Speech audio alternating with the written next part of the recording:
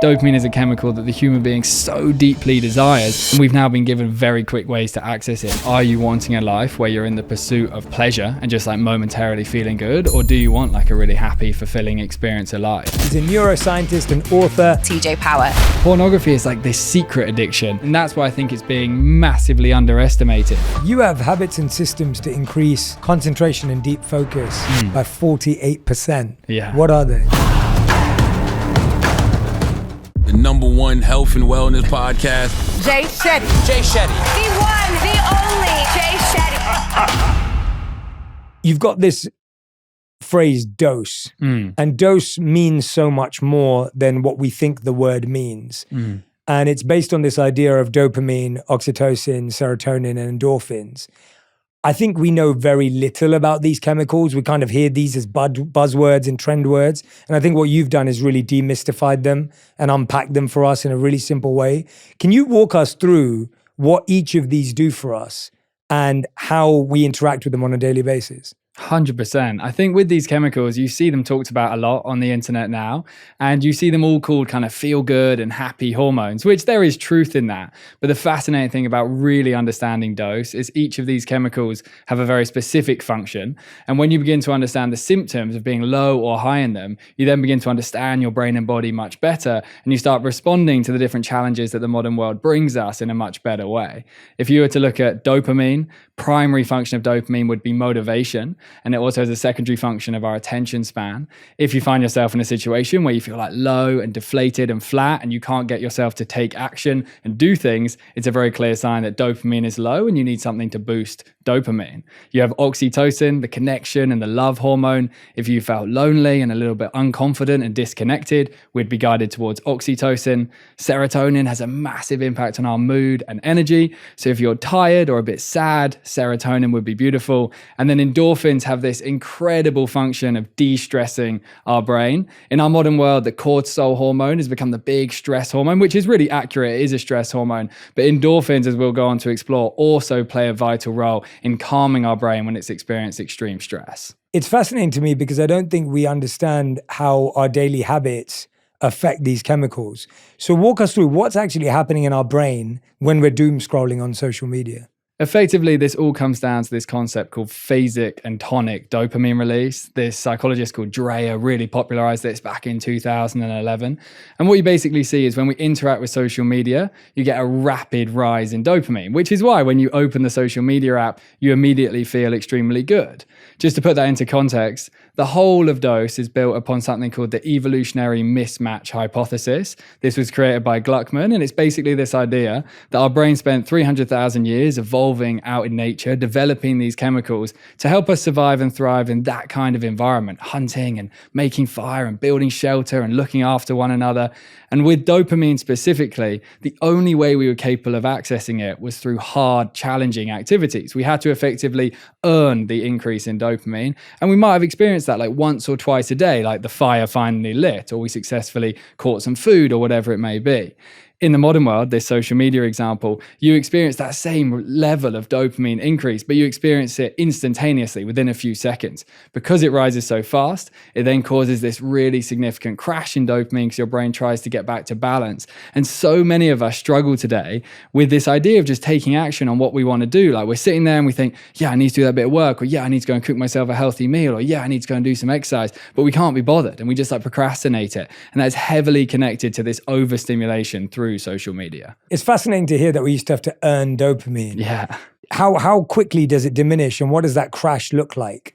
It would be experienced within our behavior. There's actually this big topic you get seen talked about on TikTok called ADHD paralysis.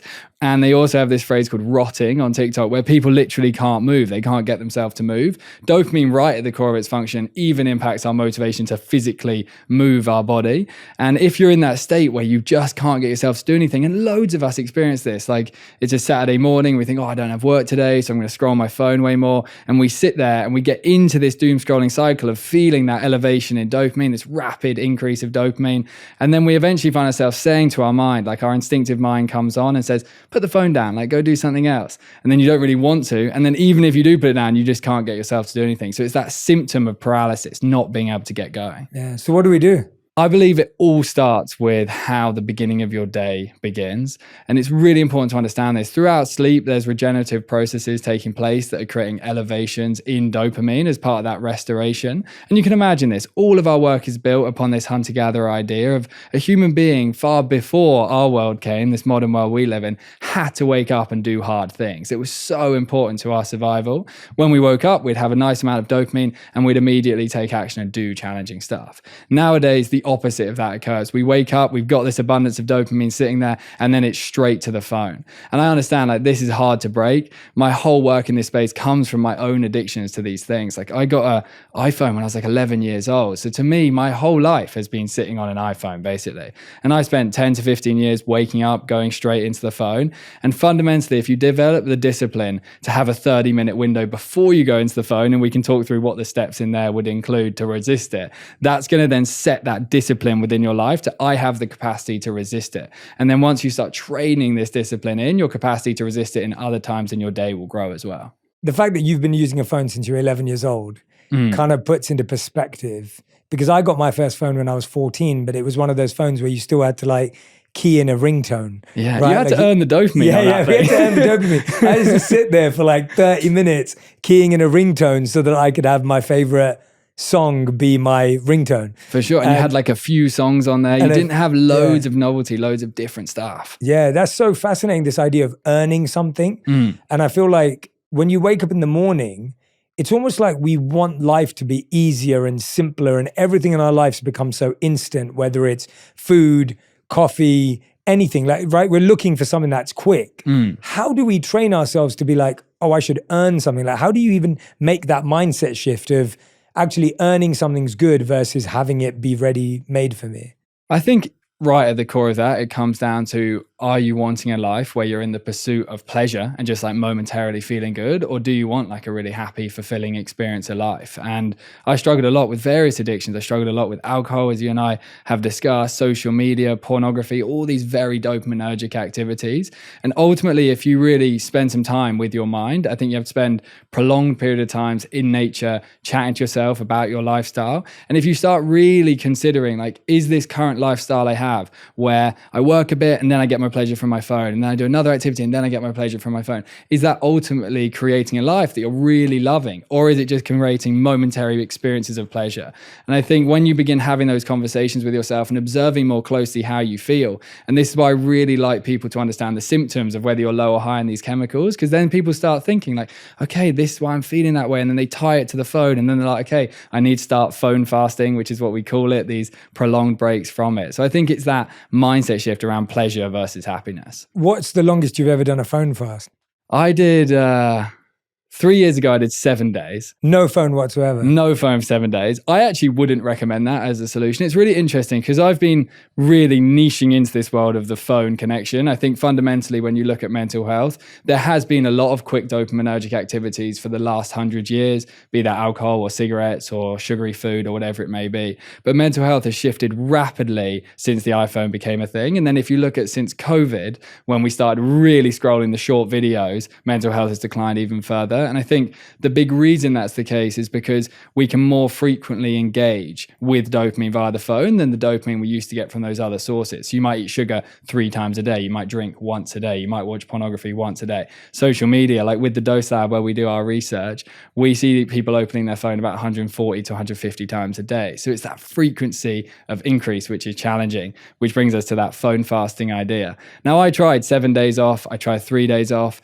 The difficulty is because we're operating in such a rapid society with the amount of information coming at us on our email and WhatsApp and with our jobs, I think big breaks from it can actually be very stressful when you turn the phone back on.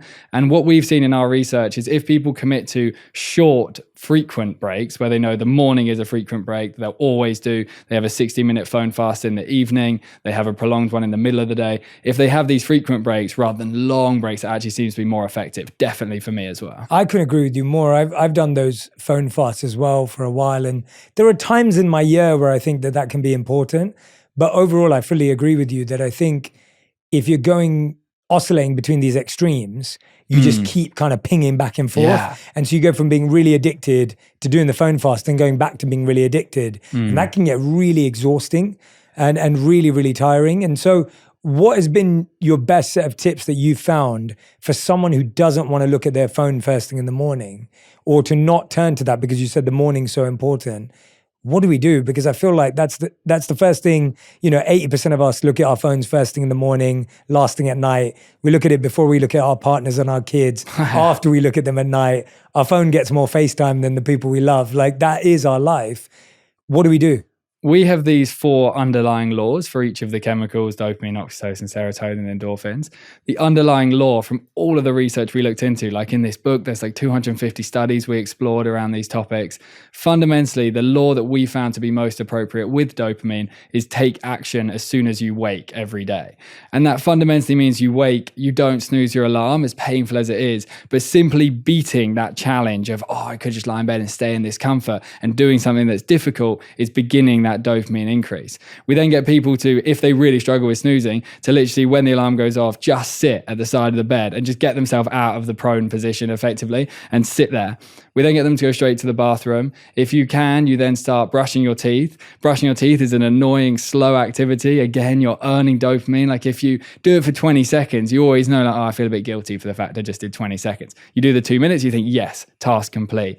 So you go to the bathroom, brush your teeth, you splash cold water on your face, and you come back and you make your bed. There's this brilliant psychologist called Walton that looked at the relationship between dopamine and effort. And it's very clear that if you utilize effort right at the beginning of your day, your dopamine starting on that nice slow curve, motivation then builds, and then your capacity to further resist the phone and maybe get outside for a walk or do some exercise or get to your desk or make your kids breakfast is going to come from an easier place than the wake up, spike dopamine and crash and then try and get going from there. Yeah, that's great advice. I think one thing that helped me out for a while was I have a few instrumentals or music that I like, and I'll have that on my phone. So I'll wake up and I'll put this song on because I know I have the urge to pick up my phone. Yeah. And I'll press play, and then the phone's with me while I'm brushing my teeth, but I'm not now scrolling because I'm now listening to something. Okay. And I know people do it with podcasts, people do it with audio meditation, whatever it may be. For me, it's music that reminds me of being back in the monastery.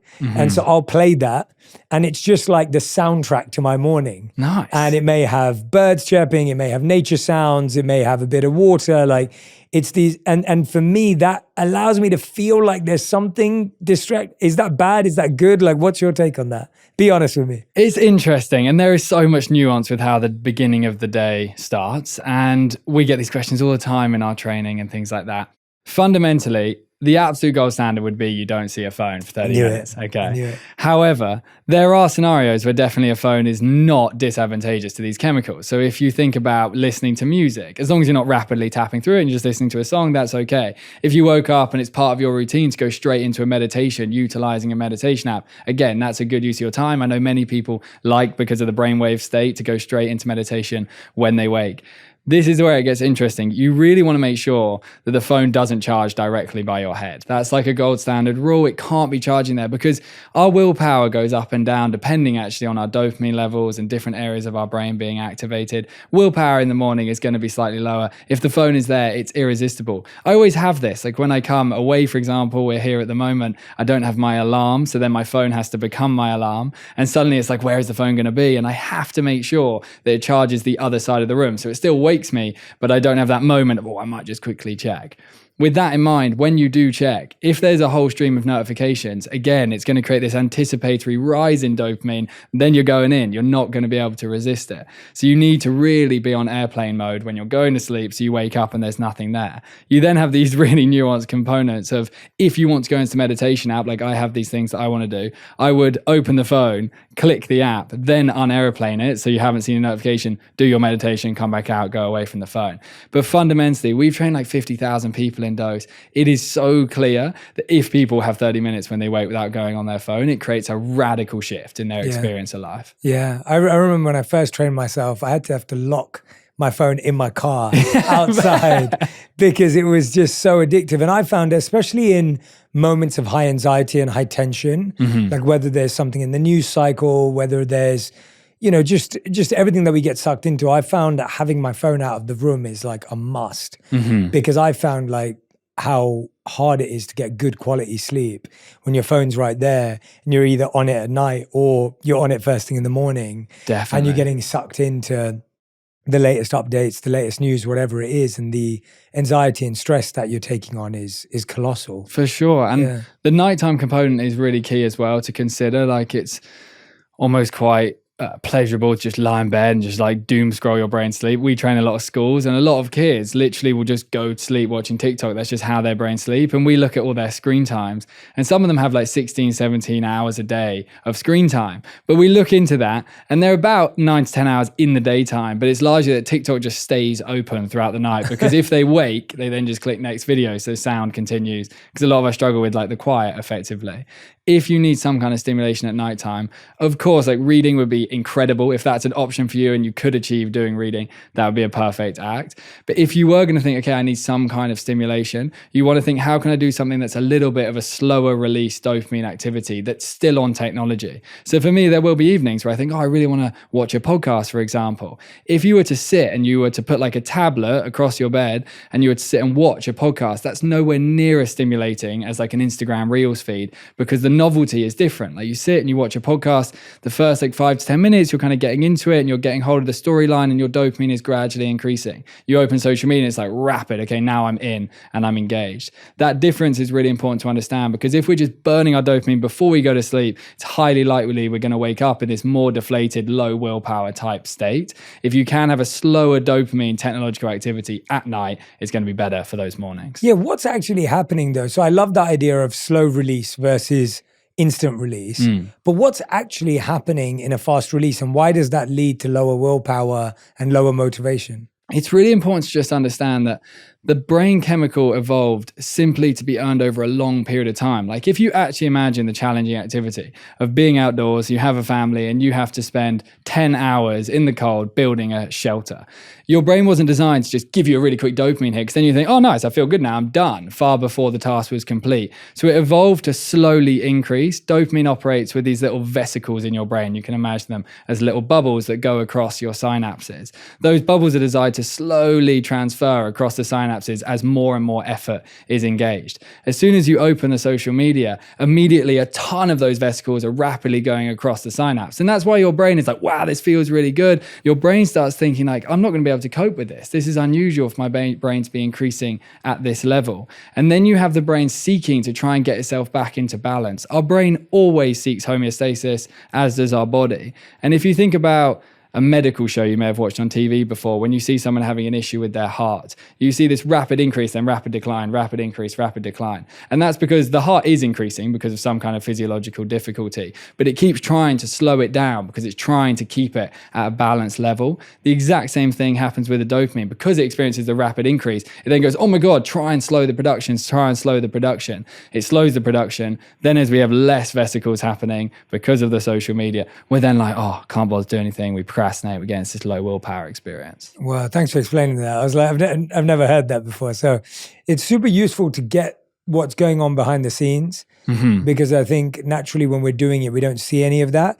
You were mentioning a few seconds ago this idea, the difference between how we can sense whether we're high or low in each of these chemicals. Is that right? For sure. Could you walk us through some of the symptoms, and you can either choose to start at dopamine, or if you think we've talked about that, switch to oxytocin? Yeah, so just to remind the dopamine, if you're procrastinating, you're low in motivation, you can't focus, it's a clear sign that you need some kind of challenging activity. I'm very aware that in that state, that's the worst thing you want to do. You're like, I don't want to do anything difficult right now. This is why, for example, cold showers have become so popular in our modern world, because they're absolute hell, pure pain, very challenging, and they will rebuild the dopamine. So dopamine, if you're in that low motivation state, that's when you need a challenging activity. Let me ask you that question actually. So what are the other, so how do we build dopamine in a healthy way? First one would be the phone fast when you wake up. Second one would be any kind of discipline in your home environment. That's not like a super sexy way to build it, but it's very clear that it has a positive effect.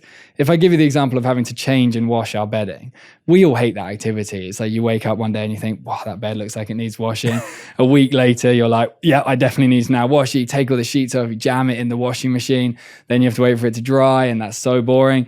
And then you have to go through the process of actually buttoning it all back up. Eventually that evening though, you find yourself getting into your freshly washed bed. And it's literally one of the most rewarding human experiences when the sheet is tight and it's all really nice as you get in. You never get into your bed and think, oh, I feel really annoyed that I bothered to wash my bedding today. It's like the opposite experience. Whereas you do sometimes feel annoyed at yourself for over scrolling. And this is our brain having very sophisticated guidance mechanisms.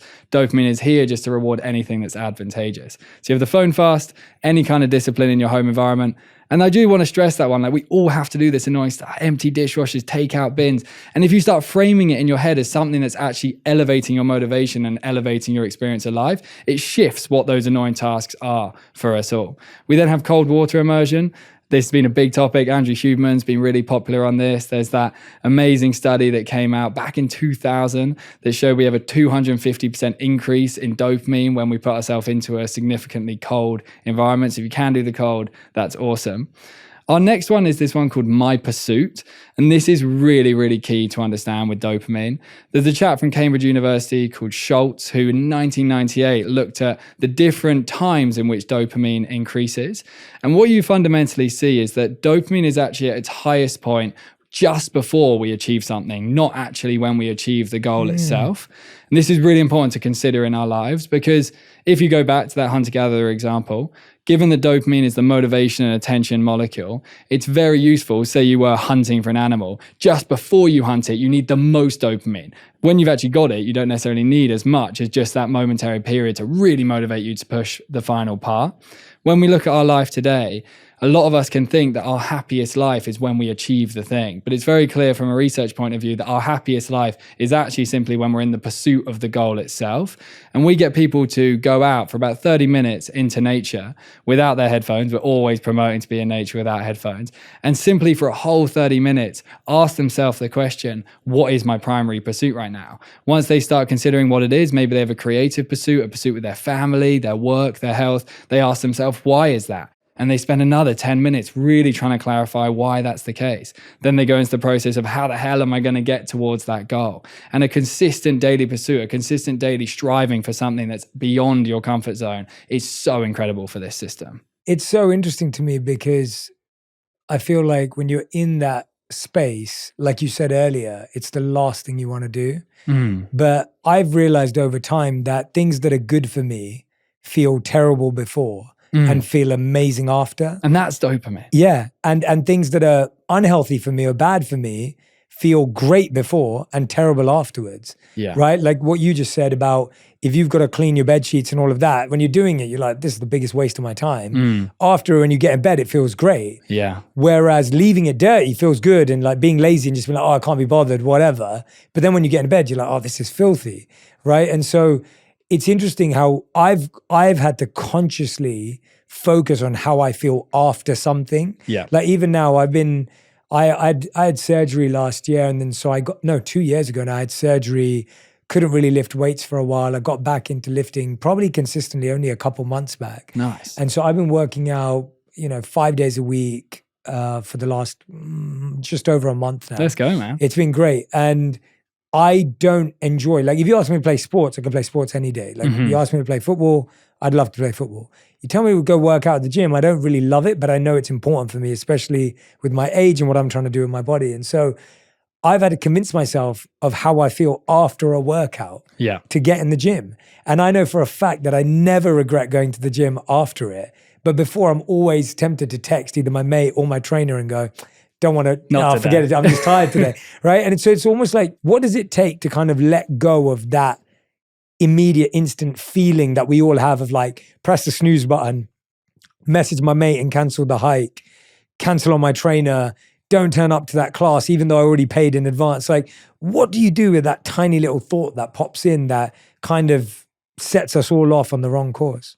Do you relate to that, by the way? Is it, So much. Yeah. I literally struggled so much with the addiction to everything. I lived for 10 years in a life where I just wasn't completing the challenging activities that life has to offer. I lived in easy dopamine, so I relate massively. We tried to convince ourselves to go to the gym this morning. It was brutal to get ourselves there, but I had this today and I was thinking, no, I'm going to elevate my dopamine through this hard work in the gym. That's going to put me in a more motivated state. It gives me a high likelihood to have a good attention span during this conversation. So I think considering the ultimate outcome of the action and how it's going to impact your day ahead is key. There is this fundamental principle of dopamine that I really want people to understand though. And then with this idea, rather than needing to go on Instagram and think, okay, what are those good dopamine activities and what are the bad ones? With this simple principle, you just know. And whilst obviously it's good to look at those posts on Instagram, that's what I post all the time, having this base understanding is very motivating. This chemical evolved within us for a very long time. And it evolved for one simple reason, to promote the survival of our species. Without dopamine, we simply wouldn't be here. We would have never pushed ourselves to scratch rocks together for 3 hours to make the fire to keep our family warm. We would have gone through a Sahara desert for 3 hours in order to find a little bit of fruit to keep our family alive. It was rewarding the ridiculously challenging activities that kept us alive. Just as dopamine for all that time had a very sophisticated way of communicating with humanity to keep us doing the hard things, nowadays we're experiencing the opposite message from this chemical. Fundamentally, dopamine knows at its core that over-engaging with pornography and no longer having sex with people is not good for the survival of our species. Eating too much sugar and not eating enough protein is not good for the survival of our species. Living a very isolated teenage life and no longer building friendships and working in your school life and scrolling social media is not good for the survival of humanity. And it's really important to understand that whenever you're engaging in an activity, if you simply observe the activity and think, ultimately, does this increase or decrease my survival? And you think exercise obviously increase, protein obviously increase, sugar obviously decrease, pornography ultimately does technically decrease because it's reducing procreation. And then you have this fundamental principle. When you then are looking at your activities and thinking, how am I going to engage with my day? You really want to be thinking, how am I going to do activities that are going to lead to my day being the best experience it can be? And this comes down to that difference of, do I just want to feel short-term pleasure or do I want to feel really happy? And I had these questions with myself in my mind. I went on these walks every day in nature. I literally equate the entirety of my career, my working life, my ability to find my beautiful partner to walking in nature every day and having a proper, truthful conversation with myself of, am I only in the pursuit of pleasure? And is that going to be my experience of life? Or am I going to experience a life that feels really happy and fulfilling? And when I wake in the morning, like this morning, and I think, oh, I wonder what's been happening on social media. I wonder how many likes I got on this thing, whatever it might be. I ask myself the question, do I want pleasure or do I want a really happy, fulfilling day? And that ultimate conversation leads to better decision making. Yeah, that's a great way to look at it. And I'm glad that you laid it out across the board. I mean, you've mentioned pornography a few times, and I feel like that's become just such a big issue now, where I feel like when I was growing up, it was less of an issue. Then when it kind of took off, it was something that you kind of hid and people didn't talk about it as much. And now it's become like totally public. Like, you know, there's talk about it in mainstream news, and not in a positive sense, but in the sense of you just see it becoming more normalized, but that doesn't mean people are using it less. Yeah. If that makes sense. Like, yeah, for sure. Does that resonate? It's definitely rapidly rising. Yeah, usage, it's rapidly rising. But it is definitely at least now getting communicated about. It is getting communicated about, yeah. But it isn't necessarily like, oh, we're talking about it more. You'd hope that, like, for example, when we talk about mental health more, you'd hope that it gets destigmatized and then people, whereas with pornography, it's kind of like, it's being talked about more, but its usage is like going through the roof. And so it's like, what have you seen work for people there? You've worked with people in dose. I'm sure you've worked with people who've had like really deep pornography addictions. Pornography addiction is fascinating because it's very different to alcohol and social media and sugar because it's very private. And when you say, for example, get really into alcohol and you become an alcoholic, or maybe you just slightly overdrink, it becomes very apparent to your family and your friends that you're drinking a lot, whether you're going out and partying a lot or like every time you socialize, you're always requiring wine and beer in order to have a good time. The same happens with the phone, like you're always engaging with it. The same happens with sugar. Pornography is like this secret addiction that society has, and that's why I think it's being massively underestimated. And where with these other actions, things like eating chocolate, we know it has a 150% increase in dopamine from baseline, causing the spike and crash. When we engage with something like alcohol, it's a 200% increase, cocaine, 250% increase. All of these different studies are showing us a lot about those actions, but very little is showing us much about pornography because it's a very private behavior. When we look into how people solve it, fundamentally, people need to become very clear as to how it's actually impacting their life. There's the whole moral and ethical side of pornography, and if that can motivate someone away from it, that's incredible. We're obviously looking with the Dose Lab more at what is it actually doing to your experience of life and your motivation and your dopamine levels. And for me, I grew up as someone that started engaging in porn. I was like 13, 14. I just heard that was a thing, searched on Google, discovered it was a thing, massive amount of pleasure, and then watched it for like 10 years of my life. I didn't think anything of it. All my friends watched it. I didn't even feel any real guilt or shame around watching it because it was so normalized in the world that I grew up in. And it's very unusual to even be in this moment now. Like I never thought, pornography is going to be something I hope I talk about one day on a show. But this really needs to be considered with mental health. It's something that society is definitely underestimating. Because if you think through the lens of sex versus pornography and this idea of earning dopamine, sex, especially like a nice, intimate, loving experience of sex, is a slow progress. It's like you have a period of time together and maybe you have dinner together and then you cuddle and then you kiss and then eventually you have an intimate experience and then eventually you have sex. It might be like 20, 30 minutes before that moment has happened. Pornography is very different. I'm scrolling Instagram, that person's pretty good looking. Now I'm on a porn website and within 60 seconds, it's like you're all the way there. Your dopamine is so high. We then went through the process of getting people to just try and have 7 days without watching it. Just, 7 days, you're not going to watch it. If you need to engage with the activity, you simply watch it. You simply do the activity, but you use your imagination. And even with that, you try and reduce it to maybe twice a week rather than what a lot of people, particularly men, but I think women struggle with this as well. That's what we're seeing in our research. And now doing it sort of 7 days a week. You have 7 days off and you very closely observe your motivation, your attention span, and your general kind of enthusiasm and excitement for life. People then come off it for the first time maybe in their whole life because they never even considered it was a factor in their mental health. They spend 7 days off it and they start genuinely noticing a difference. They're like, wow, I actually feel different without this activity. I felt so different when I first came off it. I remember texting some of my friends and they're like, God, what is TJ going to have us doing now? There's like, now we've got to quit porn, do we?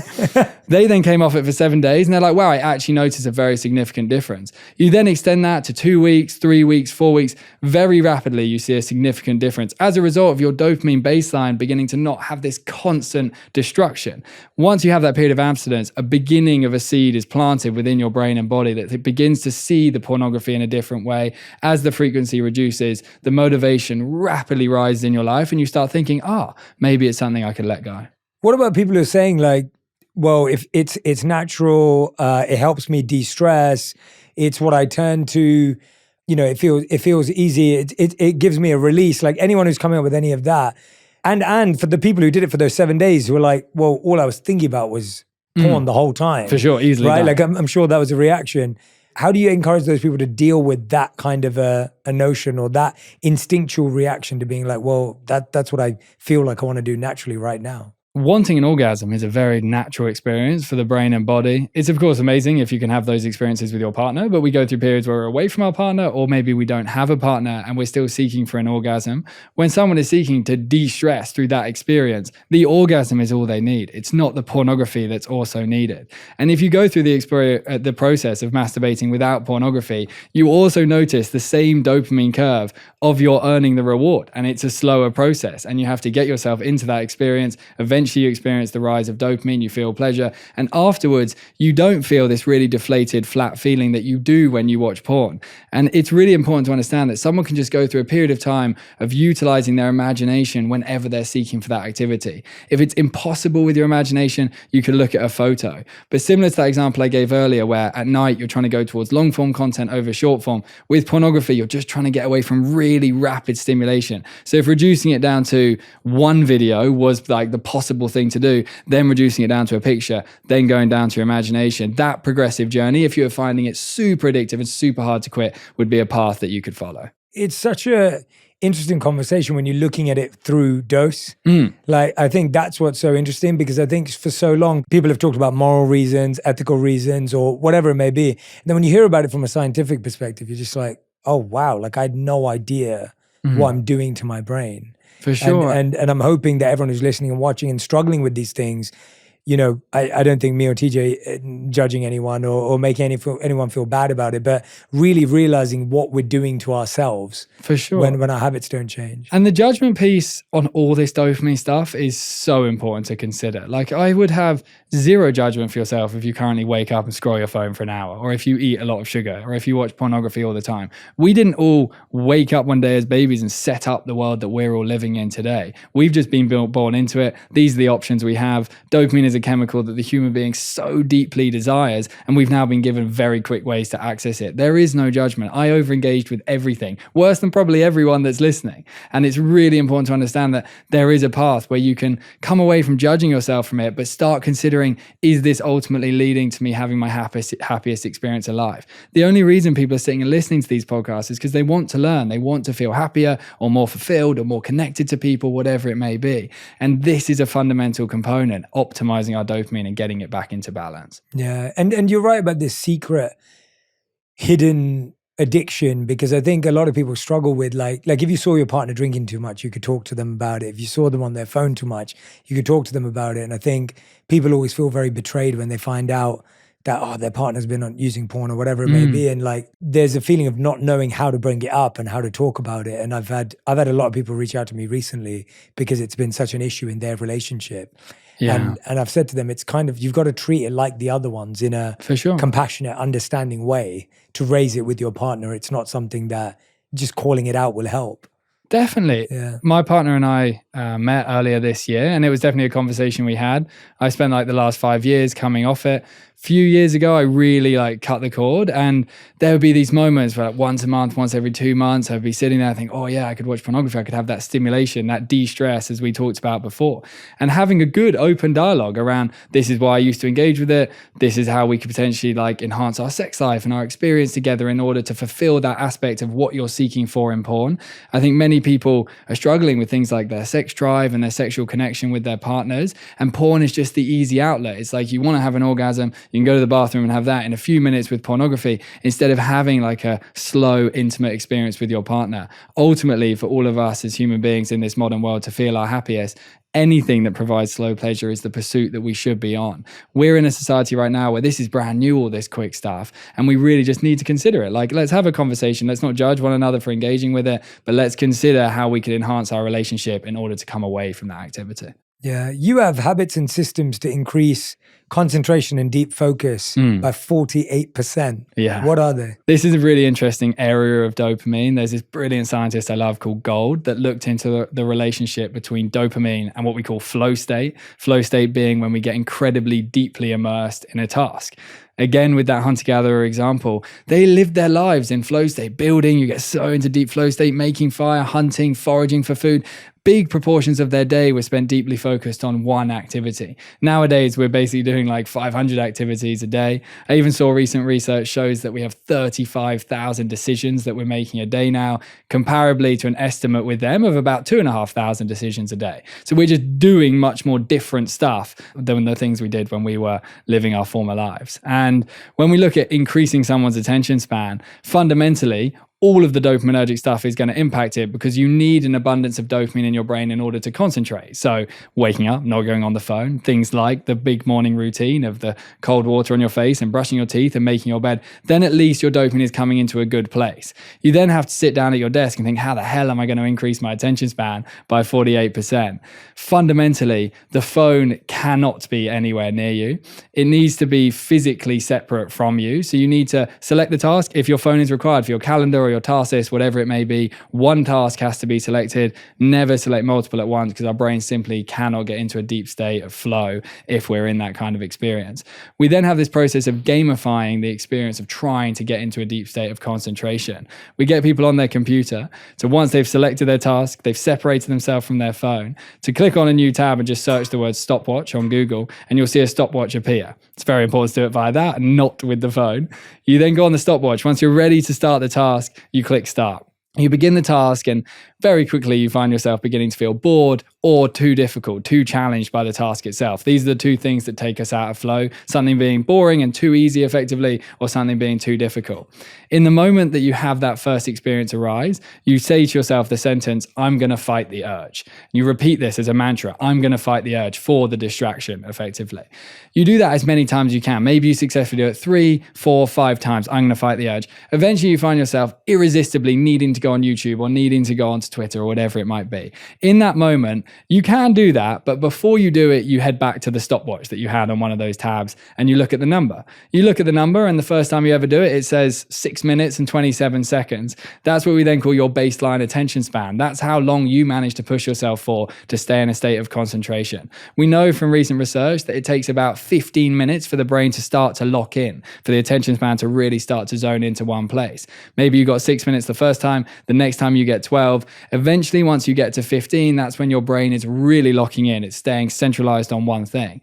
What we've then found is because it's very difficult to get to 15 minutes of only focusing on one task, when you fight the urge, you give up on fighting the urge and you look at the stopwatch and you see it's beyond 15 minutes, you think, wow, I've actually managed to climb here. I've actually managed to get to the number that I was targeting. And then people have this elevated motivation to maybe I should just stay in this. We're way more productive. We complete tasks 40% less time if we get into flow state. So it's extremely advantageous. We go through that process, separate from the phone, select the task, open the stopwatch on a new tab, target the 15-minute number. And if you can get beyond it into 30, 45 minutes, that's incredible for flow state, incredible for dopamine. That's so powerful, man. That's such a great system. I really hope people are going to try it out. And I can honestly say that I saw myself over the last 12 months see my attention diminishing. I've always prided myself on having like really great attention, being able to immerse myself deeply into things. Cool. And I found that because I live quite a regimented, disciplined life, my phone became what I did in every gap. Yeah. And so, because that was the only time I really had for my phone, I could be in the studio like this for 4 to 6 hours a day. And so every gap I could get, I'd grab my phone and fill in the gap. And sometimes I saw that gap actually being 30 minutes. And I used to think of it as a gap. And actually I was like, I used to think I couldn't be productive in those 30 minutes because I got so focused on my phone. But recently I've been leaving my phone out of the room, and those 30 minutes have been transformative. And so it's so easy to think, even as someone who I consider myself to have very good concentration and focus and flow state, I found that just diminishing daily because it was so easy to get lost in everything else. Yeah, I think it's so important to understand, even if it wasn't productive, like doing work in that 30 minutes, it would arguably be productive just to go and sit on the sofa and not go on your phone, or just to go and stand outside for a period of time, or to call someone and talk to a human being. But the nuance of this is so important to understand because this is huge. Everyone basically completes one task on their list and then seeks for some kind of reward. And it's like, now I've earned my next dopamine hit on the phone. Next task, next dopamine hit. And it's not even necessarily a whole task. Sometimes we do a little bit of a task and we think, that's enough of this task done. Now I deserve my dopamine hit. And this is something I've struggled with massively. Like I grew up with no attention span. I really struggled with hyperactivity in school, really struggled for my whole life to get into states of focus. It was in the process of writing this book that I had to figure out how the hell do I concentrate for a prolonged period of time. And in those moments where I'm about to go onto the phone, I actually consider like, what is the ultimate impact that's going to have on this task? Because as soon as you go on the phone through that dopamine lens, you're not just rewarding yourself for a little bit and going back to the task, you're spiking the dopamine, crashing it out. Then you're trying to come back to the task from a low dopamine state, which is then really hard to get back into that state of concentration. Or maybe at the beginning of our working day, we sit down at our desk and we're thinking, I really want to be productive today. I want to have a good day with my working life. And then we're like, okay, just before that, I'll just have like 10 minutes of Instagram just before I start. But then we spike and crash it. And then we try and enter the state of concentration from low baseline dopamine. And it's so difficult. But if we were to sit there, try and resist the phone, get into the state of focus, then go, it's going to be so much better. Yeah. How can someone increase their sleep quality by 54%? Sleep is a fascinating topic. It's one that our world has become very clear that it's extremely valuable to all aspects of our physical and mental health. I think it all starts with how your day begins. When we wake up in the morning, we need to see sunlight as quickly as we possibly can. You can imagine for our hunter-gatherers, they probably saw sunlight pretty fast given they were sleeping outside. When we woke up in the morning, we get the sunlight. We then need to consider the amount of physical activity throughout our day. It's very important that our body physically requires sleep when we get into bed. Many of the people that go through our dose experience really struggle with quite sedentary lifestyles, as many of us do today. Like we spend our whole life seated. So I say sunlight, making sure you have some kind of physical activity that slightly exhausts your body throughout the day. Then I think it really comes down to your approach in the evening. It's very clear from a research point of view that sugar really interrupts our quality and depth of sleep. If we're going to have sugar, I'd be moving the sugar earlier in the evening, and if possible, towards a healthy form of sugar, fruit and honey and so on, like that kind of sugar, away from the more ultra-processed type sugar. And then with the nuance of our phone in the evening, obviously that's the hyperstimulation, the phone being charged by our bed, the phone being utilized at night. When you're watching TV in the evening, I would consider that another period where you're phone fasting. So you're having this period of de-stimulating from your phone. Many of us struggle with like work-life balance or addiction to our phone. And that's largely caused because we just sit watching TV while scrolling our email and Slack and so on. So in the evening, the TV becomes an environment where it's like, okay, this is a phone fasting experience. And that's why we called it phone fast, not technology fast. Watching TV is nowhere near as bad for our dopamine system as when we're scrolling the phone. After you watch TV for a bit, you're then going to want your next phone check before you go to bed. And you can have it. You can have a little bit of WhatsApp. You don't go back into a scroll. It's very useful during that phone check to be standing up instead of lying prone on your bed. Like if you're lying on your bed, you're entering the deep loop. If you have to like stand in the kitchen while you do your few messages and you check one notification or DM on Instagram, whatever it may be, if you're standing, it then causes action to continue. You then make sure the phone doesn't charge by the bed. You get into the bed. If you can't go to sleep with the quiet, you opt towards podcasts and audiobooks and things like that. But I would say that process is the most important factors. Yeah, it's so interesting to me how screen time has become like 5 screens, where it's like you have your phone and your laptop out. Your partner has their phone and their laptop out, and then you have a screen on. Definitely. And so you got 5 screens in between you. And you're staring and being distracted by 3 different types of media. And you're so right. I've been doing that too with the phone fast outside of, if me and Radhi are watching a show together, I've been leaving my phone in the kitchen. Yeah, it's better for your relationship as well. Yeah, it's better for everything. But I used to find myself doing that all the time. I'm bored of what I'm watching on TV. So I'm just going to scroll away. Definitely. And now she's watching the TV and then Radhi's like, well, Jay, are you watching this with me? Like, you know, are we doing it? And I'm like, oh yeah. And then she gets distracted on her phone. I'm like, oh, are you with me? And it becomes this really ridiculous thing where you're both bored of what you're watching on TV. You're kind of, you know, scrolling to make up for it. And now it's disrupting the relationship as well. This boredom thing is really important to consider, because boredom is something our mind experienced in abundance for most of human history. Like we spend loads of our time bored. Even if you think back to being a kid, like how much time did you sit around and say, Mom, I'm bored? Like that was a big thing. And now that's not a thing. People don't really experience boredom because we've got the tablets and we've got the phones to always stimulate us. We've discovered this thing called the boredom barrier, effectively. And I'm someone that really struggles with this. As I said, like I really struggle with that hyperactivity. If I sit and do very little, it's like, what can I do? What can I do? So I relate to the experience. And when I started trying to do these phone fasts in the evening and watch TV, like I'll put on a movie, for example, and I think this used to entertain me. And this is so boring now, this film. We were watching Gladiator the other day, great movie. I know Gladiator 2 is coming out. So I was like, okay, let's watch Gladiator 1. And you're sitting there and you're thinking, wow, this is pretty boring watching this experience. The important thing to understand is we see a boredom barrier at about 12 to 15 minutes of being bored. So for that first period, you're going to have your brain and body literally physically fighting to try and recover that experience of stimulation. So it's trying to get you to get up and go to the fridge and get the sugar. It's trying to get you to get the phone and open the social media. It's trying to seek to get back to that state that it was in of highly elevated dopamine. If after about 12 to 15 minutes, the brain begins to discover, okay, the dopamine is not coming back, I'm going to have to stay in this state, the brain and body will settle, the heart rate will slow, that desire for stimulation will reduce. And in that moment, we'll then begin to find like a more peaceful state in our body. And we think it feels peaceful scrolling our phone, but really it's just numbing our dopamine receptors. So that feels like it's peaceful, but that is not restorative. That is not the actual rest our brain and body is needing.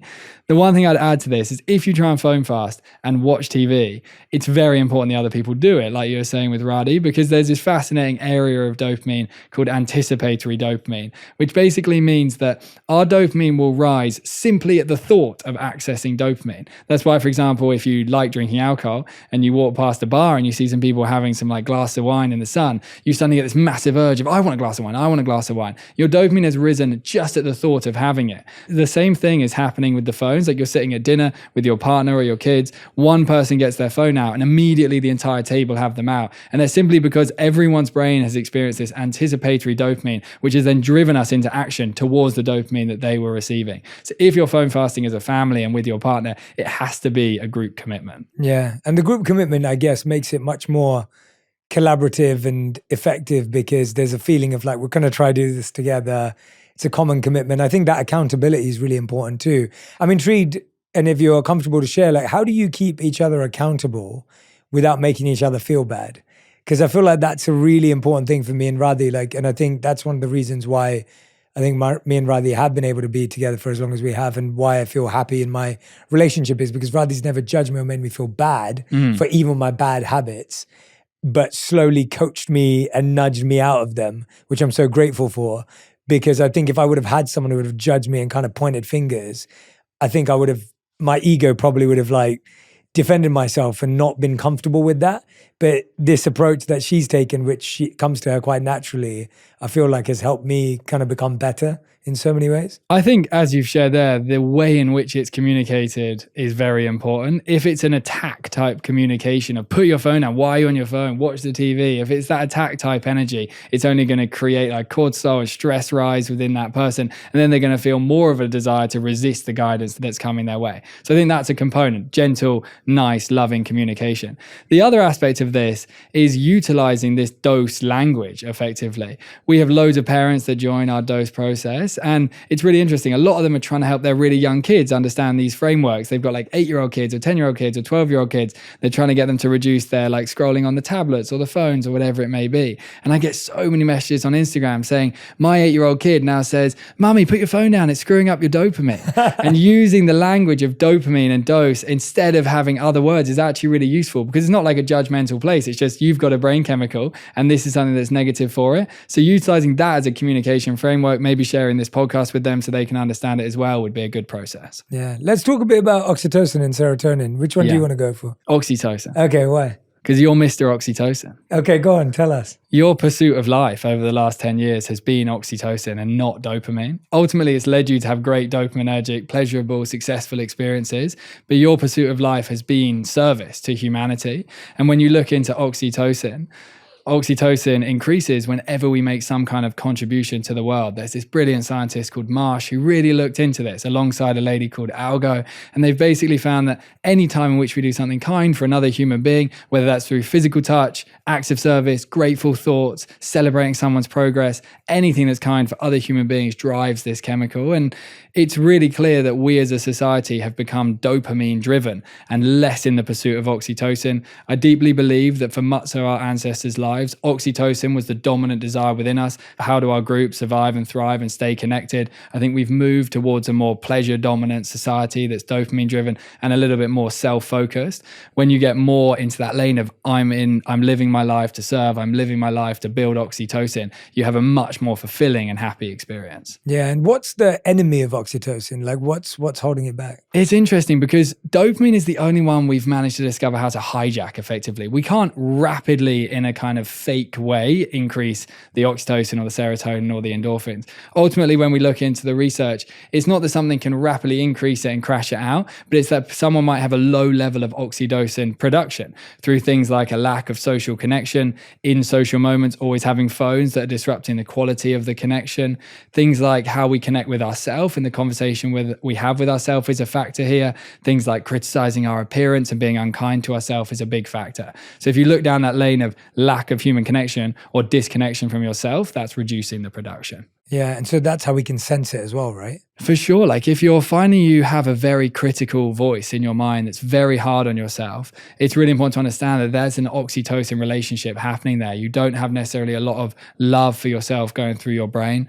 Just like with the dopamine, I would have no judgment for yourself if that's the case. We live in a world now where it's mass comparison. We've got the mirrors, we've got the selfies, we've all got social media profiles where we're trying to create what we look like, dating profiles that need to be amazing in order to get a match. Like it's very hard to not really, really care for your appearance. But going down that lane of constant judgment is really challenging for this chemical. Yeah. So, yeah. And I find that kind of bleeds into all of our relationships as well. We see gossip, unhealthy competitiveness, comparison.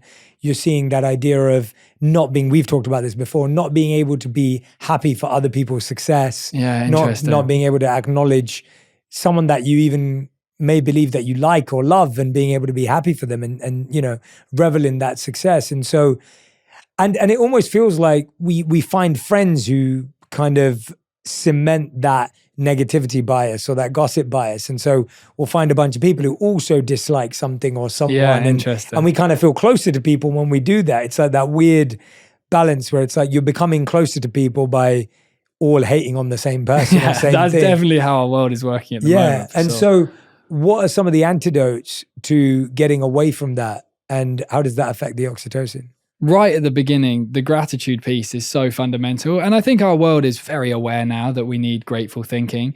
the comparison and the negative thinking is largely fueled by what do I not have effectively. And gratitude is very simply the reminder to your brain of what you do have. And whilst I think society is very aware it's important and people have gratitude journals and all kind of things, I think still a huge percentage, definitely in the research that we're doing, don't actually have like a consistent daily practice whereby they're asking themselves what they're grateful for, and then most importantly, why they're grateful for that action or activity or experience that they have within their life. And adding to that morning routine, we eventually try and get all these chemicals in. So someone goes through that dopaminergic process of getting that into balance. When they step outside, we get someone to find a bench that they will typically walk past on a frequent basis. Whenever you habit stack or pair environmental cues with a habit, it makes it stronger. And we get them to always sit down on the bench. We then get them to have a grateful thought and ask themselves why they actually feel grateful for that thing. Frequency of gratitude is the most important factor. Just once a week thinking, oh yeah, I'm kind of grateful I've got my house. It's great for your mind, but to really get the oxytocin production, we need it to be frequently occurring. And that's going to reduce our mind constantly focusing on others and move yourself into that state of, okay, I do actually have quite a lot in my life as well. Yeah, I think gratitude's underrated and sure. over talked about, like you're saying. Like it's like you hear it everywhere, you see it everywhere, but I love that you said that if you actually look at the research of how many people are doing it on a daily basis, it's very few. Because it's not like some like super sexy, oh my God, cold showers boost your dopamine by this percentage. It's not got that same thing. But in terms of the effectiveness on your experience in your life and your mental health, it's so right at the core of exactly what our brain needs. Yeah. We help a lot of people with overthinking. Overthinking is just like a massive challenge in our world where our brain rapidly spirals into negative scenarios. You hear a piece of news about your family or your work or your health, and our brain goes so quickly into worst case scenario. It's very clear that in an overthinking state, gratitude is such a powerful practice to start settling the mind back down. Because in the overthinking, it's like fear, what's not going right. Gratitude is this safety. Okay, I have some things, I'm okay. I have some kind of stable foundation to build on.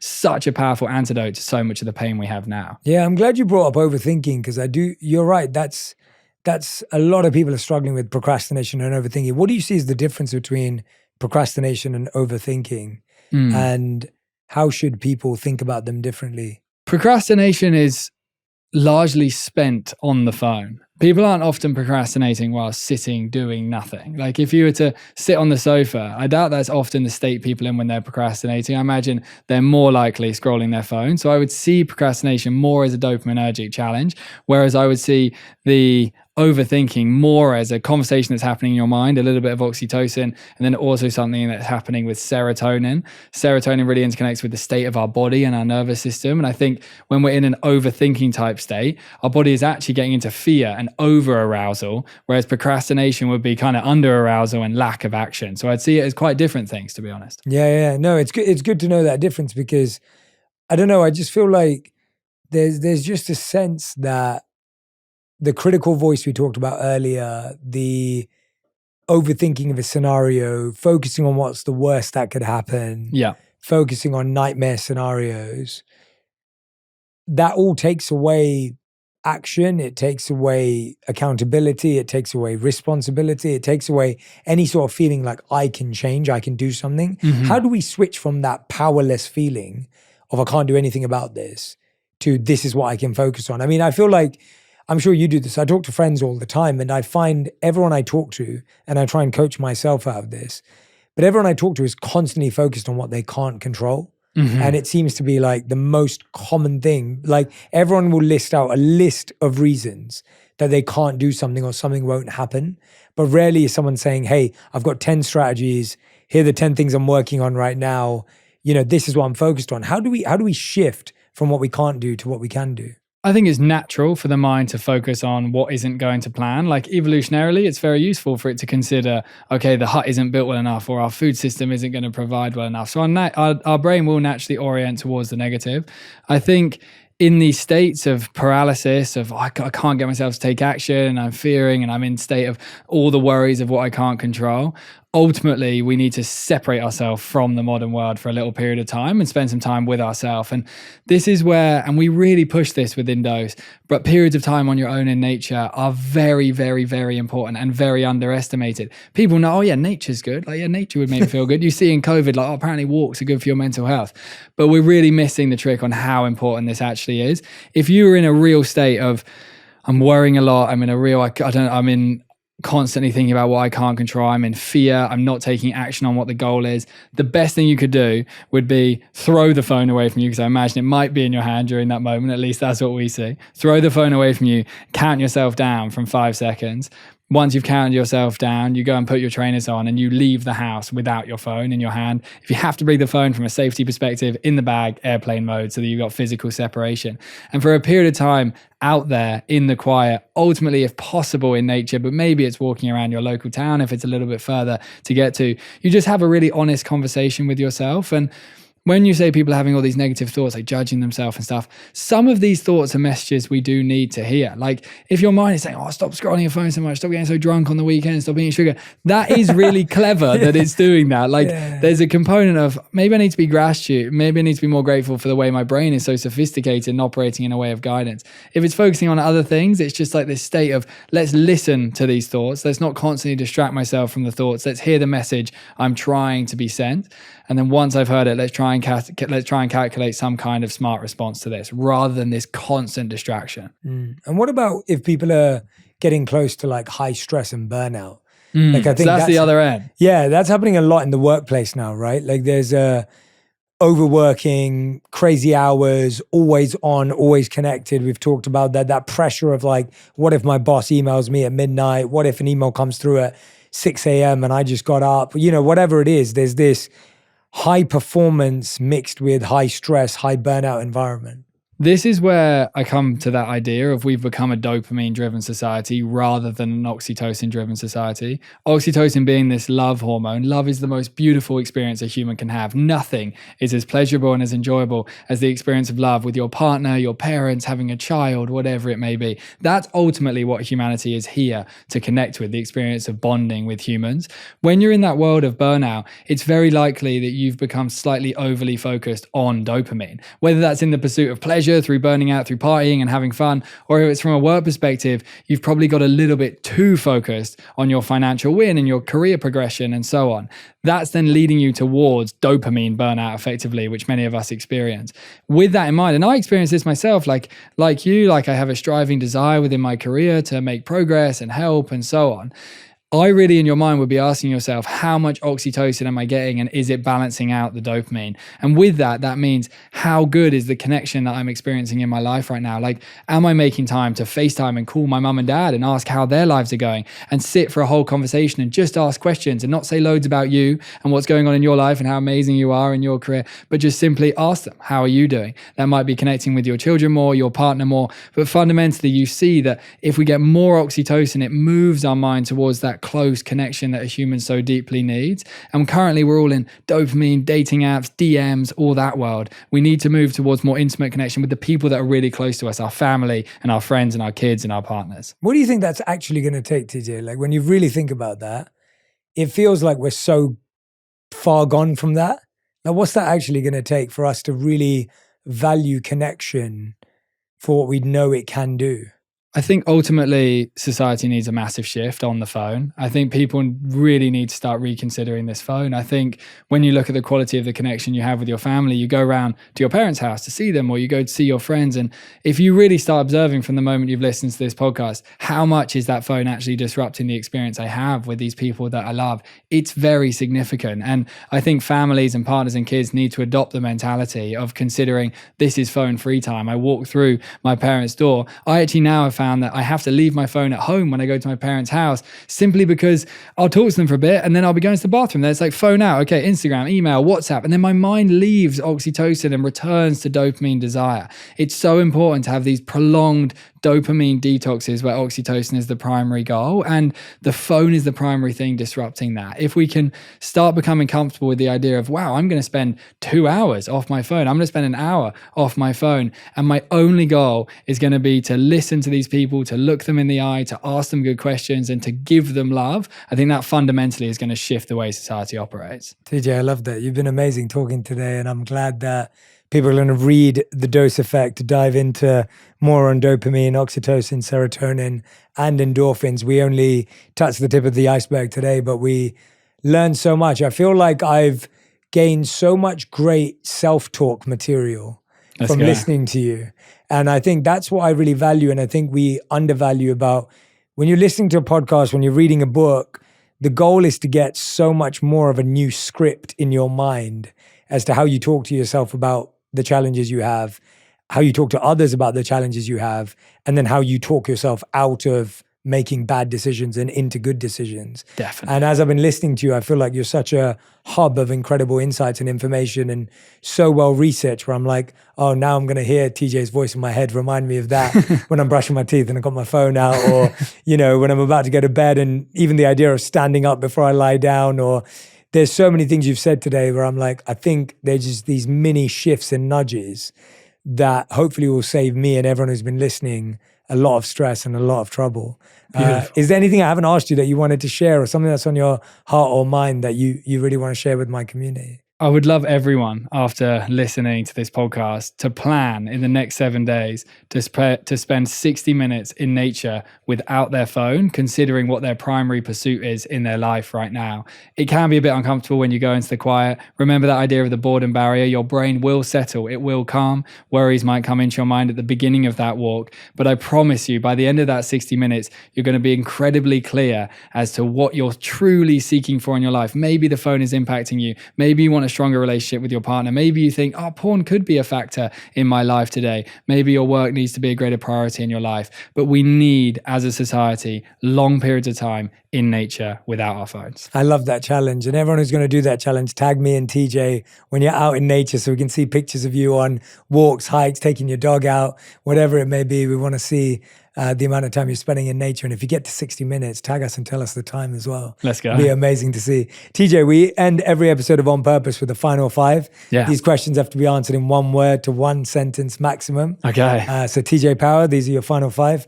Question 1, what is the best advice you've ever heard or received? To take action as soon as you wake up. I received this guidance from a number of people in my life. I realized that waking up and scrolling my phone was the worst thing in my experience. Take action as soon as you wake. Great advice. Second question, what's the worst advice you've ever heard or received? That it's fine to constantly drink tons of alcohol, and that to be like a normalized aspect of society, and that isn't negatively impacting you. Expand on that for me as to why that really helped you and why that was a path you decided to take. I just grew up in a world where alcohol was just the most normal thing. It was let's get drunk 3-4 days a week. And it was so strongly like disrupting my experience of happiness, my capacity to pursue my goals. And because it's so normalized, I just think it's something that society is just so deeply immersed in. I don't have judgment for it. Like, alcohol is a big thing. It's very pleasurable. But I think so many of us are underestimating what it's doing. I literally had to leave all my friends in London, move into a very lonely life for like 3 years before I met my partner,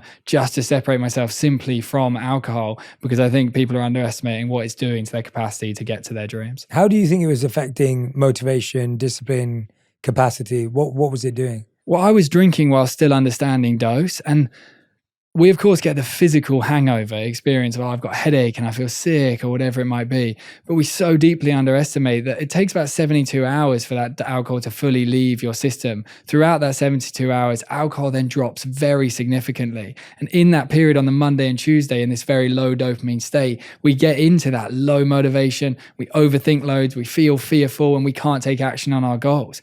And I was someone that had goals. Like, I had things I wanted to achieve. I was beginning to build dose. I was beginning to build the research lab, and I was thinking, how the hell am I going to live a life that I'm really happy with if alcohol remains? I love that. Thanks for sharing that. Question number 3, what's something you're trying to value less? Maybe social media following. And that's really hard because it's like a double-edged sword where it's so beautiful to know more people are hearing the message.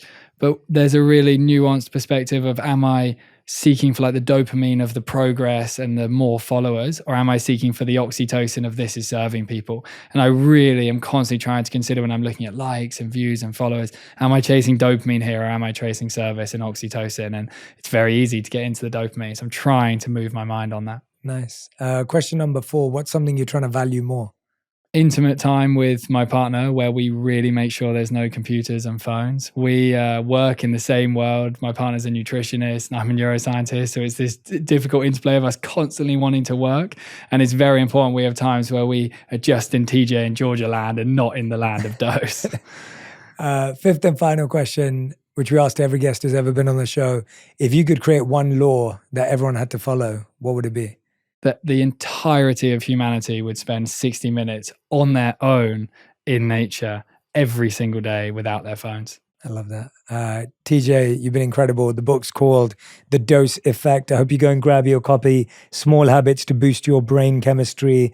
Highly, highly recommend this book. And TJ, how else would you like people to connect with your work? You kept referring to the Dose app there as well and the research you're doing. How can people connect more deeply with that? Yeah, so if you go to thedoselab.com on Google, that begins your opportunity to start your journey with Dose. And if you go to @TJPower on Instagram, all my guidance is on there. I love it. TJ, thank you so much for joining today. I can't wait for people to share this episode with their friends, their family. We covered so many different themes and topics, and I want to thank you for your personal vulnerability in so many of those topics as well. I think it takes a lot of courage to be someone who's sharing so many great insights and share personal challenges, and I think you beautifully shared both. So thank you so much, man. Thank you for having me. That was magical. Appreciate you. If you love this episode, you'll enjoy my interview with Dr. Daniel Amen on how to change your life by changing your brain. If we want a healthy mind, it actually starts with a healthy brain. You know, I've had the blessing or the curse to scan over 1,000 convicted felons and over 100 murderers, and their brains are very damaged.